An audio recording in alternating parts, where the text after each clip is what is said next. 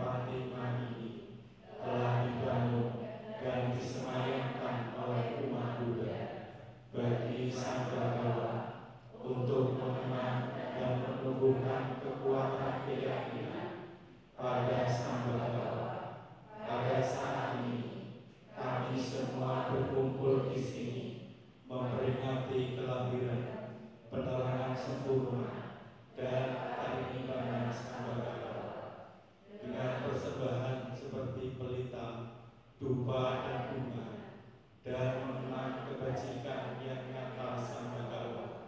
Kami melakukan puja pada Patimagara dengan persembahan ini, sebagaimana kami mengaturkan, semoga Sang Bhagawa yang walaupun telah lama mencapai parinibbana, yang tampak melalui sifat-sifat bajik beliau, menerima puja kami ini demi kesejahteraan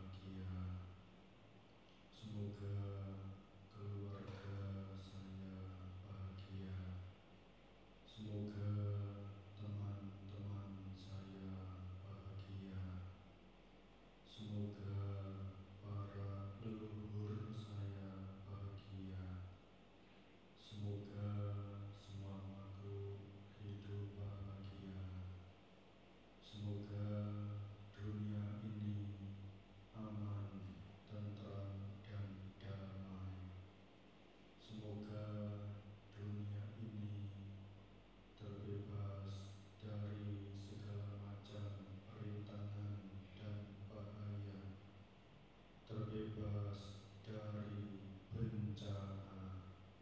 Semoga dunia ini aman, tentram, dan damai.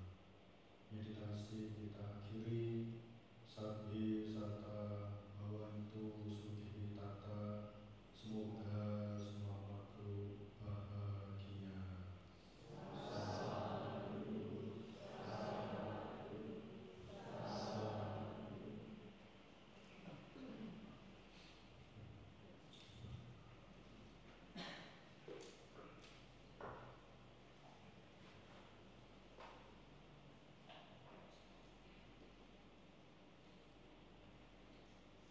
Dibuka halaman 45. Permohonan saudara damai kepada Ibu. Andamayang Dhamma Desana Aradhana Hana Mase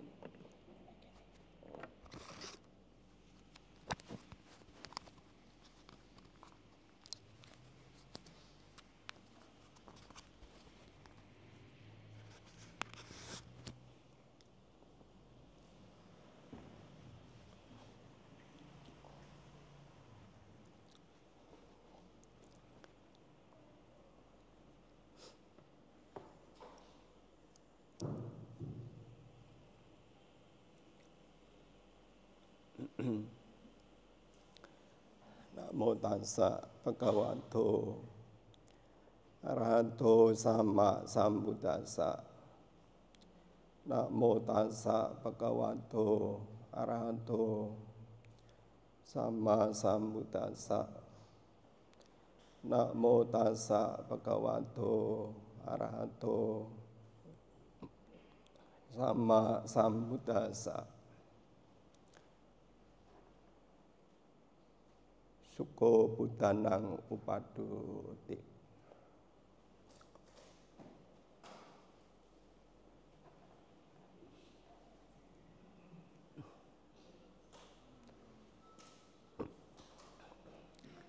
Para bande yang termuliakan, para pandita yang saya hormati, Atasilani juga hadir di tengah-tengah kita. Bapak Ibu, saudara-saudara umat Buddha yang berbahagia.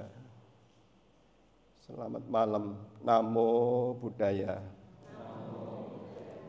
Salam sejahtera bagi kita semua. Sotiotu. Bersama-sama pada malam ini kita berkumpul untuk merayakan Tri Suci Waisak, yang walaupun pada saat purnama di bulan Waisak, monggo Bante, Bante Kepala Wihara. Tadi saya pikir mimpin meditasinya Bante Kema supaya agak lama nunggu-nunggu, karena Saya ini mohon izin Bante Kepala Wihara untuk menyampaikan urian. Soalnya sudah kadung di sini. Apa mau diganti?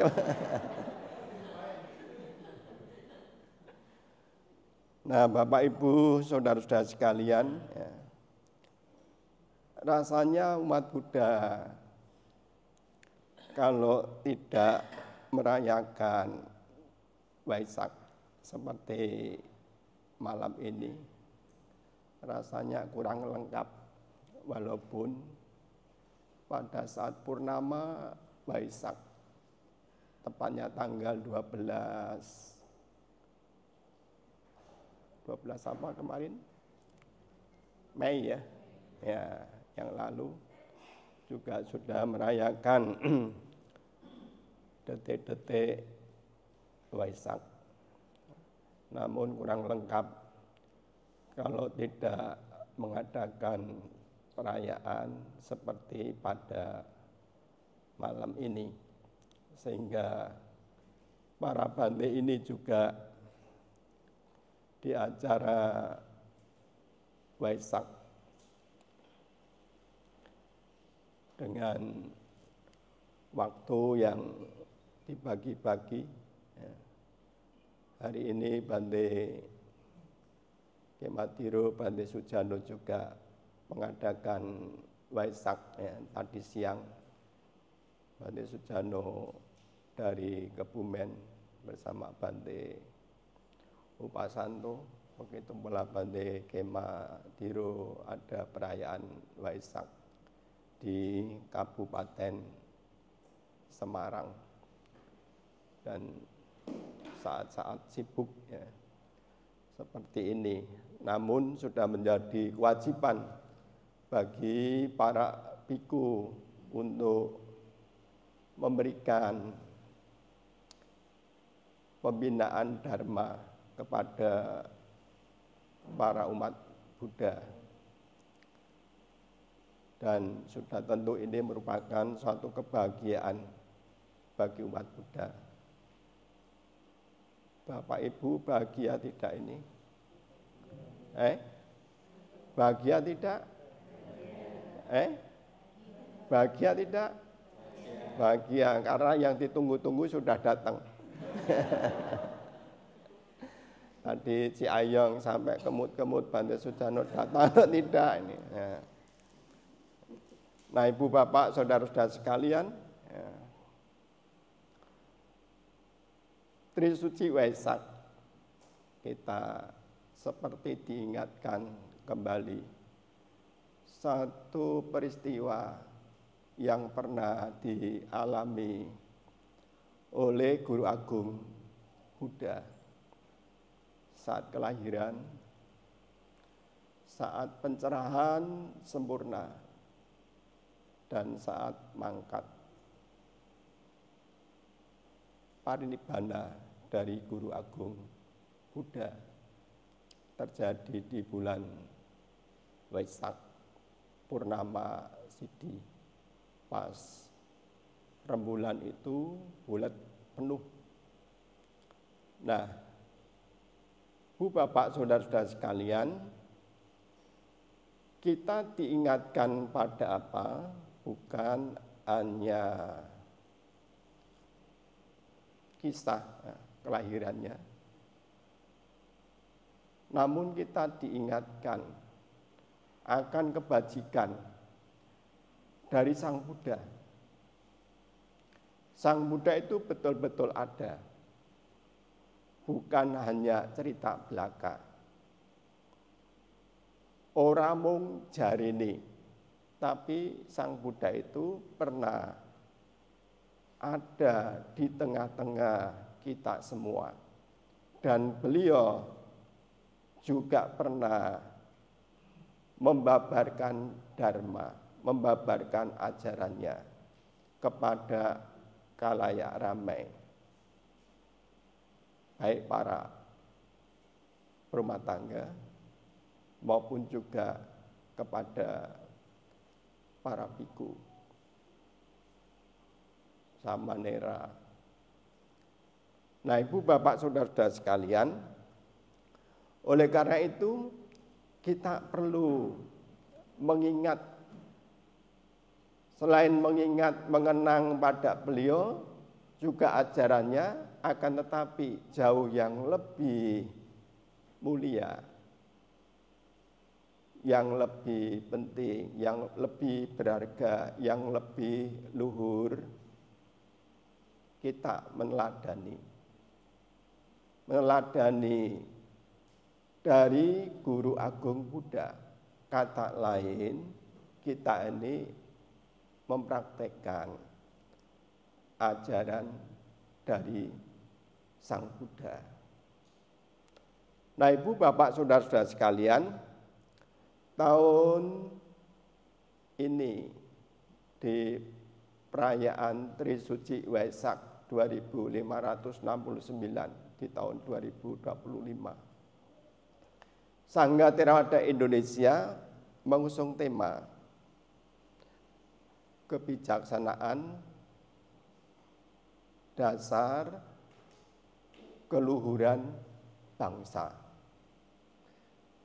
Berbicara keluhuran ini tidak terlepas dari moralitas, dari perbuatan, dari perilaku. Seseorang itu menjadi luhur bukan karena kelahiran, bukan karena dari garis keturunan, bukan, tapi dari perilaku, dari moralitas. Sudah tentu kalau orang itu untuk bisa mempunyai moralitas yang baik, yang luhur, ya, kita utamanya harus mempunyai keyakinan. Ada lima kekuatan yang akan bisa membuat seseorang itu menjadi mulia, menjadi luhur. Sebagai yang pertama adalah kekuatan keyakinan, sada bala. Keyakinan terhadap apa? Ya, keyakinan ini berbeda dengan iman. Ya, kalau iman itu kita harus langsung percaya tanpa kita menyelidiki.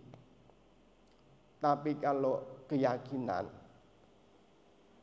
itu berangkat didasari dari munculnya pengertian.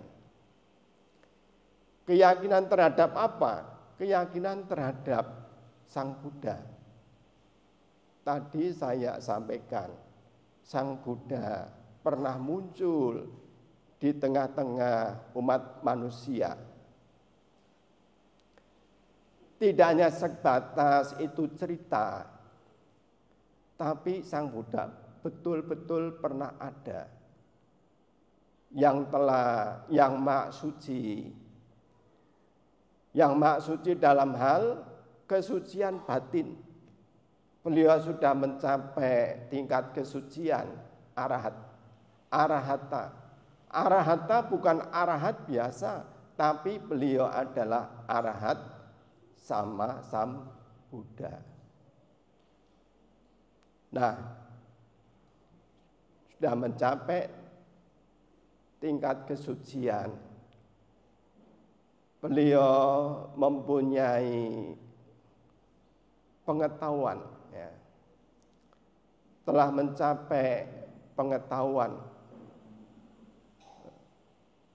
pengetahui segenap alam, ya. Pembimbing umat manusia yang tiada taranya, guru para dewa dan manusia. Ini yang patut kita juga ketahui, sehingga kita akan mempunyai keyakinan pada Sang Buddha. Kita jangan hanya membayangkan, oh Sang Buddha mungkin seperti ini. Ini hanya sebagai simbol. Jangan nanti kalian berpikir, oh Sang Buddhanya wihara apa ini? Oh, ini saya hanya ngetes. Bapak Ibu ke sini itu sudah berapa kali? Ya, ternyata saya baru percaya ini sudah sering ke wihara. Kalian jangan menganggap, oh kok Sang Buddhanya ini beda dengan yang di Borobudur. Nanti kita datang ke wihara mana lagi, kok beda. Sekali lagi Bu Bapak Saudara-saudara sekalian, ini hanya sebagai simbol. Dulu-dulu ya, setelah Sang Buddha mangkat, ya, belum ada seperti Arca Buddha. Para umat masyarakat ya, rumah tangga pada saat itu yang mempunyai keyakinan pada Sang Buddha ya, belum sampai membuat Arca Buddha. Arca Buddha ini dibuat itu setelah sekian abad, ya, sekian tahun, ya, baru muncul Arca Buddha. Setelah mangkat Sang Buddha itu sebagai objek pemujaan, bisa pohon bodhi, bisa telapak kaki Sang Buddha. Nah, mungkin kita sulit untuk melihat Sang Buddha, tapi Bapak Ibu Saudara-saudara sekalian bisa merenungkan kebaikan-kebaikan dari Sang Buddha sebagaimana yang ada di dalam Buddhanusati. Saat kita membaca Buddhanusati itu juga sangat baik untuk direnungkan. Kita sulit untuk melihat ya, secara fisik. Tapi untuk melihat Sang Buddha dengan cara kita untuk merenungkan sifat-sifat luhur dari Sang Buddha itu sendiri. Kalau kita hanya melihat secara fisik, nah nanti yaitu Sang Buddhanya ini beda dengan Sang Buddha di wihara sana dengan wihara sana. Tapi kita merenungkan sifat-sifat luhur Sang Buddha. Seperti itulah Guru Agung Buddha. Dari sini bisa menumbuhkan keyakinan pada Guru Agung Buddha. Dari sini kita akan lebih mudah untuk meneladani dari Guru Agung Buddha. Dari sini juga kita akan bisa mudah untuk mempraktekkan dari ajaran-ajaran Sang Buddha. Bante saya sudah praktek ajaran Sang Buddha, tapi kehidupan saya ini masih kadang-kadang gujag-gajeg. Gujag-gajeg itu apa bahasa Pekalongan? Ya pokoknya begitulah ya. Kehidupan saya ini masih susah, masih sulit dan lain sebagainya. Nah, Bu Bapak Saudara-saudara sekalian, umat Buddha dalam praktek dharma, kita harus melalui tahapan-tahapan.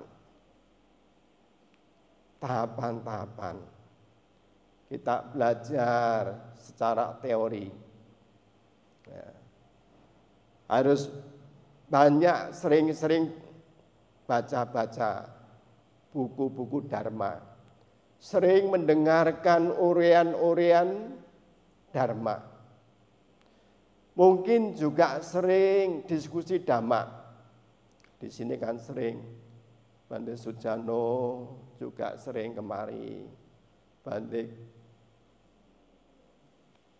Sujano Kepala Wihara juga sering, Bante Jaya juga sering, Bante Upasanto juga sering kemari. Kesempatan untuk diskusi dhamma. Jangan kalau ketemu Bante malah takut, malah malu. Sebagian ibu-ibu ini kalau ada anaknya yang laki-laki, yang pria dekat dengan Bante malah tidak boleh. Ojo cedak-cedak Bante Sujano malah ditasbihkan jadi samanera nanti. Jangan dekat-dekat dengan Bante nanti ketularan jadi Bante. Kalau ketularan jadi Bante apa jelek toh? Jelek enggak? Enggak. Nah, kalau enggak kira-kira anaknya jadi biku boleh enggak? Nanti dulu Bante. Nah, Ibu Bapak Saudara-saudara sekalian, kita bisa belajar secara bertahap dari teori, baca-baca buku Dharma, dengarkan khotbah-khotbah Dharma. Sekarang ini dengan teknologi yang semakin maju, hampir semua orang mempunyai handphone. Handphone ini jangan hanya sekedar untuk halo, jangan hanya sekedar untuk chatting, jangan hanya sekedar untuk memaki-maki orang. Ada itu yang handphone hanya digunakan untuk maki-maki, membuat tulisan-tulisan tidak bermanfaat. Juga jangan hanya digunakan untuk gagah-gagahan, tapi digunakan untuk apa? Kita bisa mendengarkan khotbah-khotbah dari para biku di handphone itu, muter YouTube. Nah, di sana bisa kita belajar. Bisa belajar Dharma. Dari belajar itu kita akan menambah pengetahuan akan ajaran Sang Buddha. Dan nantinya kita juga akan mudah untuk praktek. Kadang-kadang kita belajar teori, wegah, males untuk baca-baca. Males untuk baca-baca, tidak apa-apa. Dengerin khotbah. Ada kalanya ada para biku, ada samanera, ada atasilani, bisa diskusi Dhamma. Nah, kemudian kita praktek. Praktek itu Bante yang sulit. Sebenarnya bukan sulit, tapi sejauh mana kita mempunyai tekad dan niat. Bapak Ibu ke sini mempunyai niat tidak? Mempunyai niat tidak? Nah, niatnya untuk datang ke wihara hanya ini apa setiap puja bakti? Setiap sing jawab selamat, berarti yang puja bakti cuma selamat. Dan ini satu contoh orang yang suka puja bakti ini selamat dan akan selamat terus ini. Ya, karena namanya sudah selamat. Nah, Ibu Bapak Saudara-saudara sekalian, jadi di sana kita akan lebih mudah praktek. Karena kita punya pengetahuan Dharma yang muncul akan mendorong kita untuk mudah praktek. Anda semua datang ke wihara, puja bakti, meditasi, ini juga praktek. Praktek Dharma. Nah, praktek Dharma. Pada akhirnya kita akan mendapatkan hasil, manfaat dari praktek Dharma itu sendiri. Ini kekuatan yang akan menumbuhkan kekuatan sadar, kekuatan keyakinan. Nah, kekuatan keyakinan pada Buddha, Dhamma, dan Sangha. Kekuatan keyakinan terhadap ajaran-ajaran Sang Buddha. Seperti halnya hukum sebab akibat, seperti halnya hukum karma. Nah, kita akan mempunyai kekuatan keyakinan terhadap ajaran-ajaran kebenaran itu. Nah, ini yang pertama Ibu Bapak Saudara-saudara sekalian, dalam rangka untuk membuat diri kita atau seseorang itu untuk menjadi luhur, harus mempunyai atau mengembangkan, menumbuhkan sadar. Yang kedua Ibu Bapak Ibu Saudara-saudara sekalian, yaitu mempunyai rasa malu. Rasa malu. Malu terhadap apa? Bukan malu terhadap mertua. Bukan malu terhadap teman, bukan malu terhadap tetangga. Bukan malu terhadap kucingnya, yang punya kucing. Tapi malu terhadap apa? Malu akan akibat dari perbuatan yang tidak baik. Malu akan terhadap perbuatan yang tercela. Malu terhadap perbuatan yang tidak terpuji. Perbuatan yang tercela, perbuatan yang tidak terpuji adalah perbuatan yang bisa merugikan baik diri sendiri maupun pihak lain.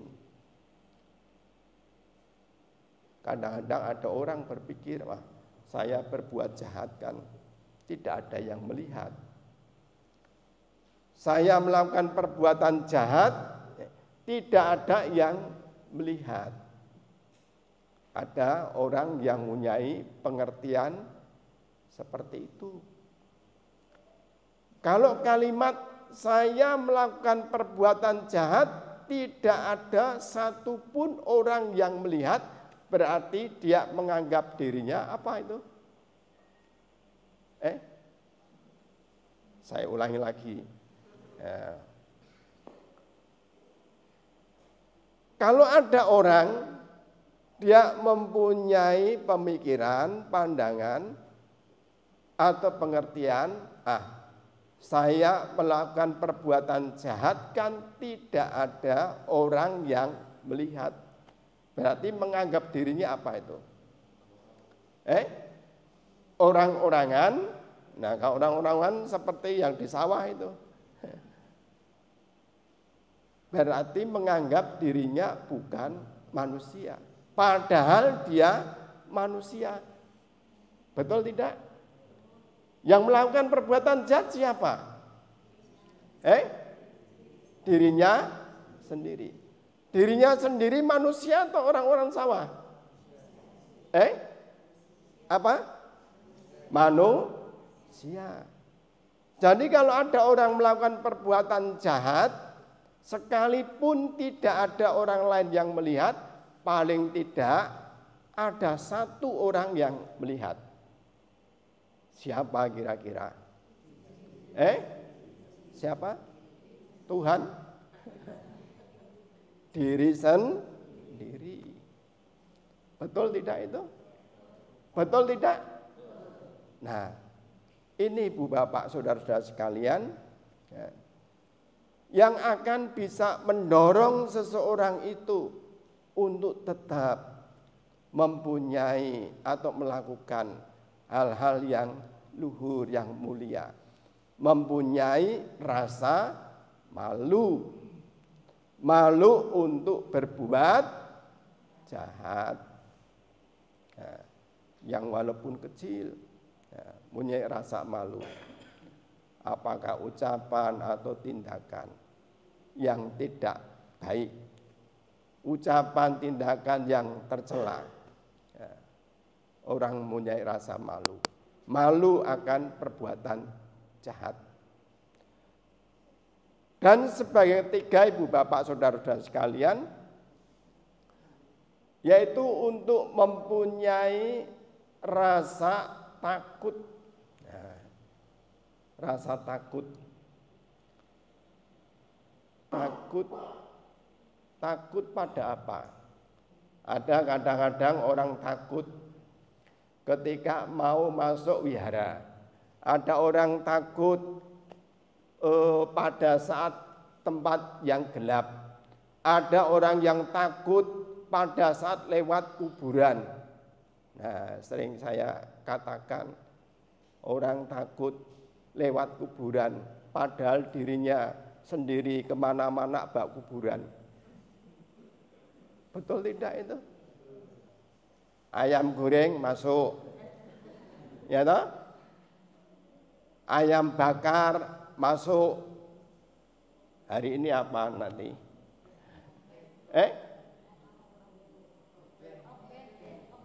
Apa itu? Ayam juga. Ayam apa itu? Ayam goreng masuk. Sapi yang kemarin dipotong.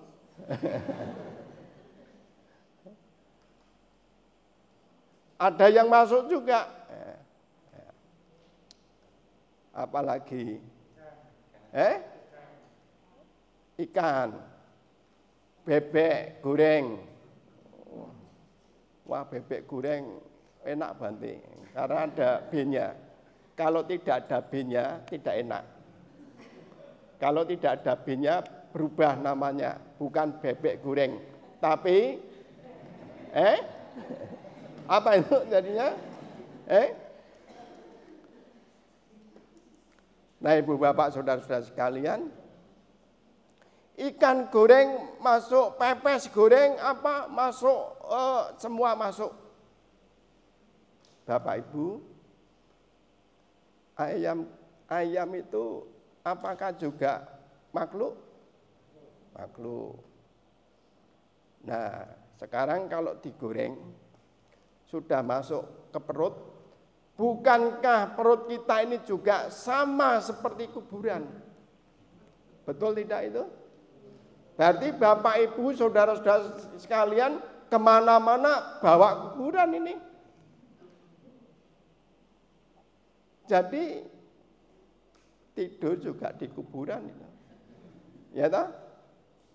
Malam-malam juga sudah di kuburan dari sejak kecil itu. Karena perut ini tidak ubahnya seperti kuburan. Apa saja, binatang apa saja itu sudah masuk ke dalam perut ini. Kita bukan takut pada orang, pada teman, pada makhluk-makhluk, bukan takut pada tempat, tapi takut di sini adalah takut akan akibat dari perbuatan yang tidak baik. Bante kan hanya kecil. Perbuatan yang tidak baik yang saya lakukan, perbuatan jahat yang saya lakukan itu kan hanya kecil. Seringkali saya sampaikan, kita tidak boleh meremehkan kejahatan itu yang walaupun kecil. Tidak ubahnya seperti kelilip. Pernah kelilipan? Bapak Ibu pernah kelilipan? Kelilip besar atau kecil? Kecil. Sekecil apa itu? Lembut sekali, debu. Tapi pada saat debu itu masuk ke dalam mata, apa yang terasa? Ngeres, perih, apalagi gatel, apalagi ya macam-macam. Kalau bukan seperti debu, seperti duri. Pernah kena duri? Duri apa?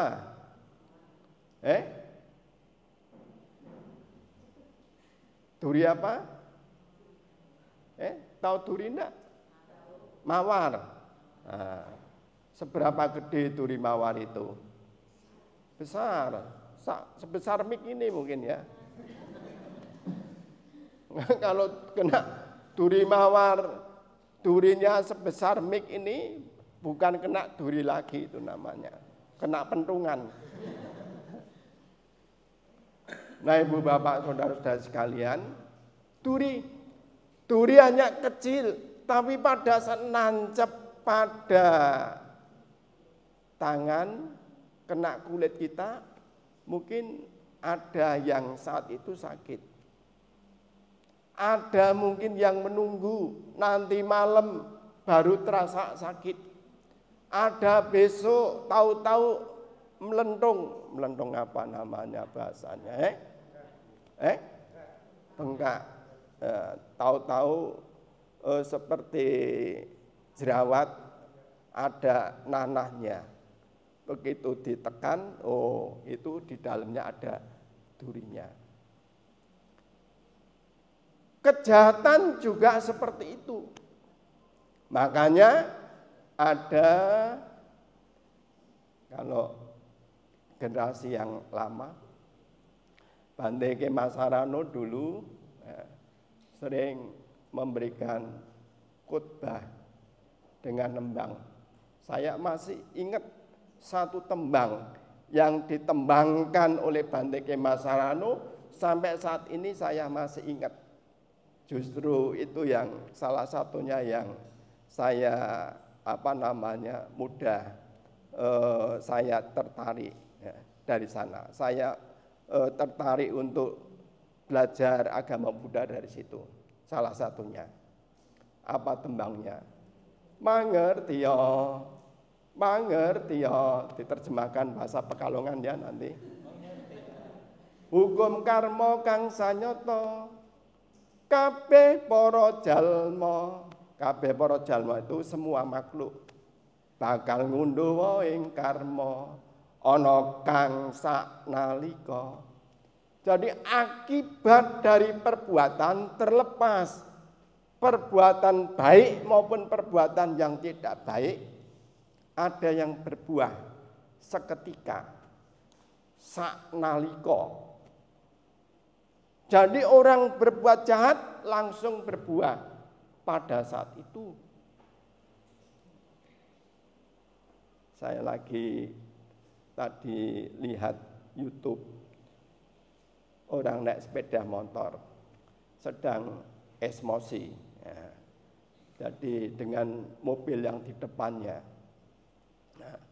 sembari nyalip, kakinya nendang spion. Akhirnya dia terjatuh sendiri.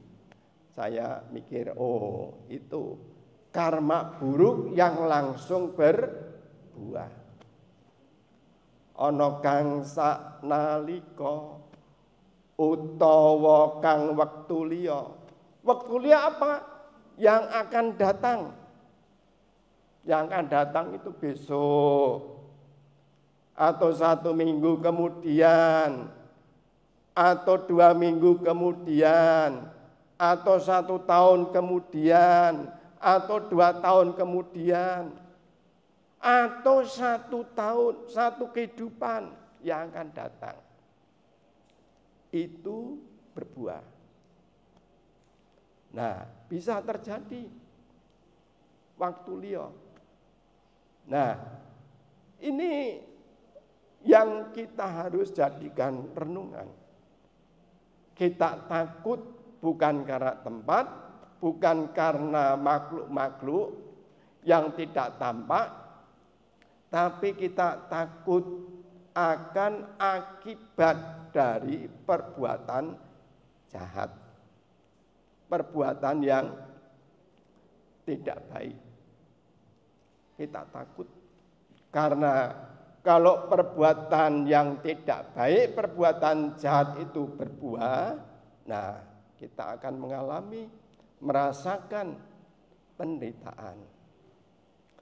Nah Ibu Bapak Saudara-saudara sekalian, ini kekuatan rasa takut ini yang harus juga ditanamkan oleh diri seseorang.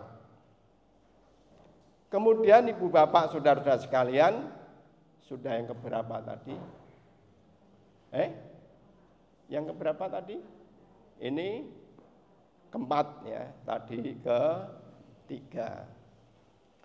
Yang keempat, kekuatan kegigihan atau semangat.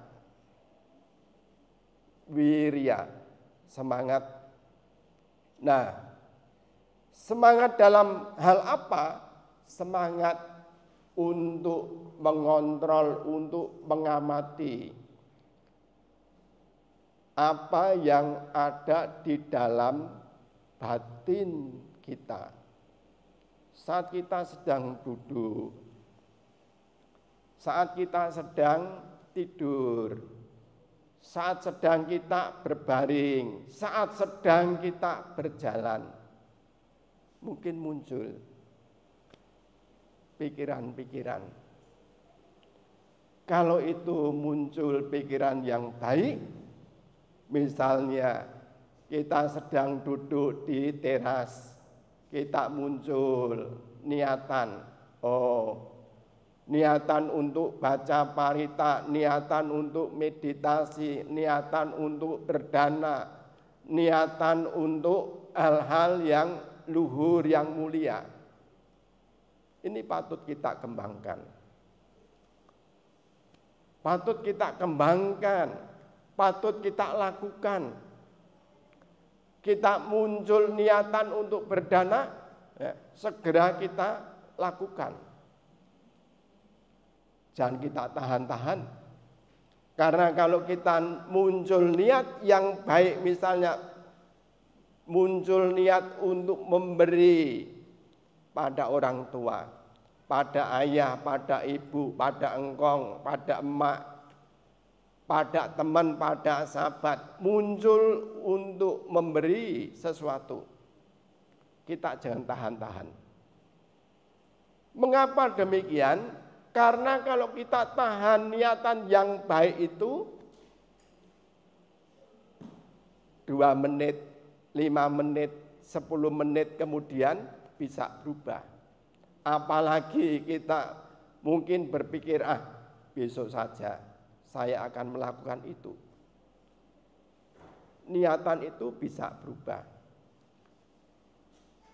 Ketika Bapak Ibu Saudara-saudara sekalian sedang duduk di teras, muncul niat baca parita, segera melakukan. Karena apa? Kalau tidak segera melakukan, nanti kedengaran sound horeg, niatnya itu bisa berubah. Niatnya itu pengennya joget-joget. Ya. Tapi kalau niatan itu niat untuk muncul baca parita, segera kita lakukan, sekalipun ada sound horeg lewat, tidak terpengaruh. Ya, niatannya baca parita. Tapi kalau ditunda-tunda, nunggu setelah sound horeg. Nah, nanti untung di sini tidak ada sound horeg ya. Ada enggak? Enggak ada di sini. Apa?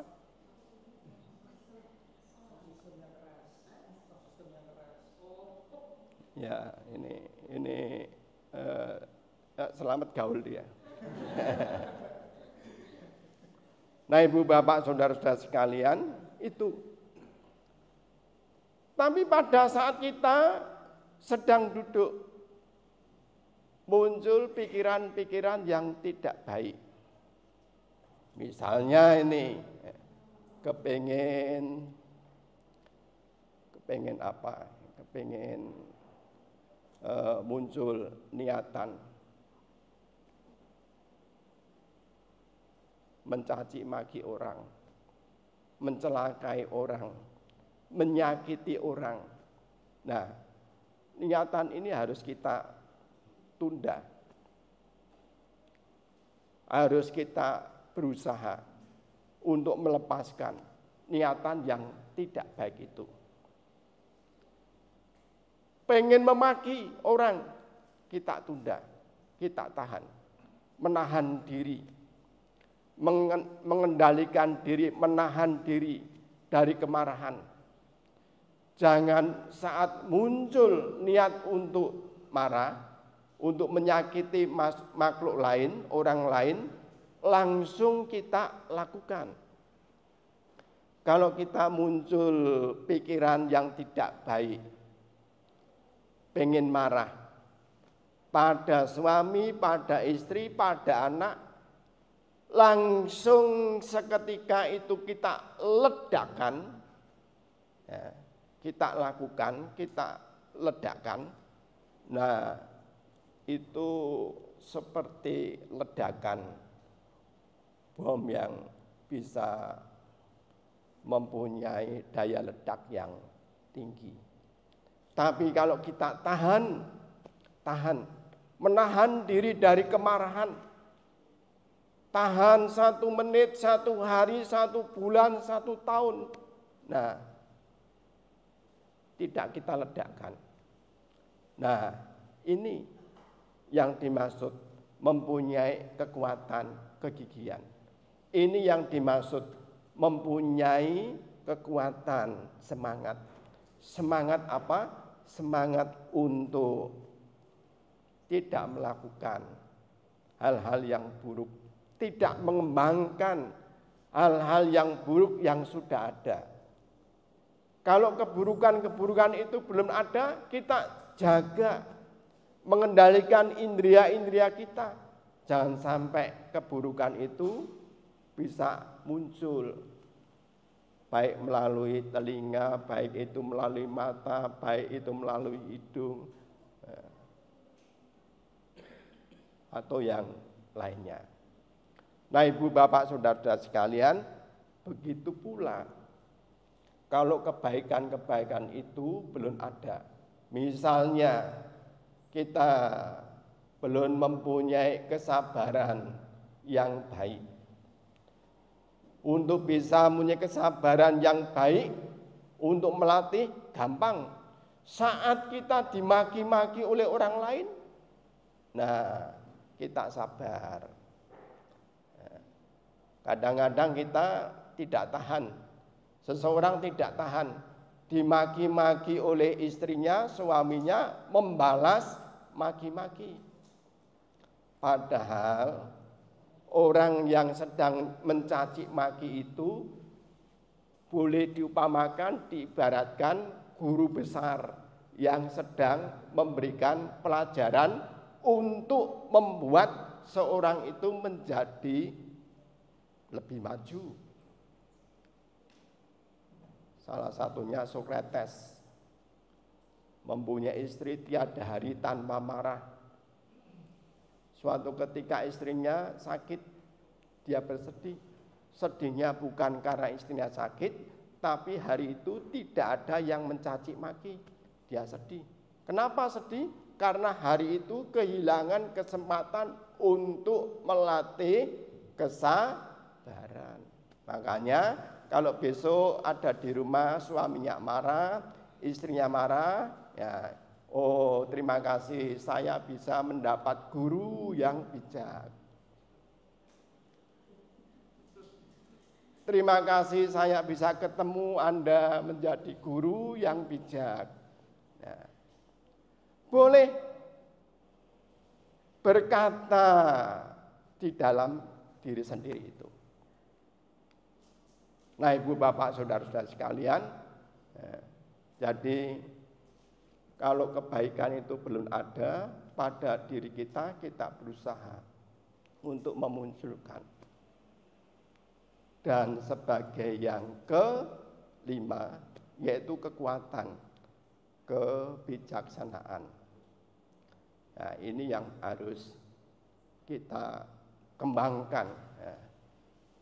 Bijaksana dalam hal untuk bisa melihat yang baik sebagai yang baik, yang tidak baik sebagai yang tidak baik. Bijaksana untuk melihat yang luhur, yang mulia. Nah, jadi ini yang perlu kita kembangkan di dalam diri kita. Bijaksana untuk bisa melihat segala sesuatu tidak kekal adanya. Segala sesuatu terus akan mengalami perubahan. Segala sesuatu bisa memunculkan namanya duka. Nah, ini adalah kebijaksanaan. Nah, Ibu, Bapak, Saudara-saudara sekalian, 5 hal ini yang akan menjadikan seseorang itu menjadi luhur, menjadi mulia. Mudah sekali untuk bisa mempraktekkan dharma, untuk mempraktekkan ajaran-ajaran Sang Buddha. Suko Buddhanang Upado, kelahiran atau kemunculan seorang Buddha merupakan sebab kebahagiaan.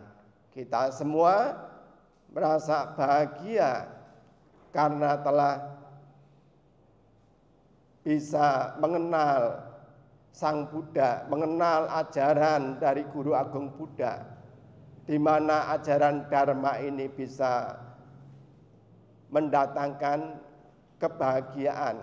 Karena ajaran Dharma ini yang diajarkan oleh Sang Buddha, tujuannya adalah untuk mengikis pengotor-pengotor batin, untuk membersihkan pengotor-pengotor batin. Sehingga di sanalah kita akan bisa menemukan kedamaian, kebahagiaan. Pada akhirnya saya mengucapkan selamat merayakan Tri Suci Waisak 2569. Semoga dengan kekuatan kebajikan yang Bapak Ibu, saudara-saudara lakukan bisa menjadikan kekuatan paramita yang melindungi Bapak Ibu, saudara-saudara semuanya. Semoga kita semua tetap berlindung pada Buddha, Dhamma, dan Sangha. Terima kasih. Sabbe Sata Bhawantu Sukitata.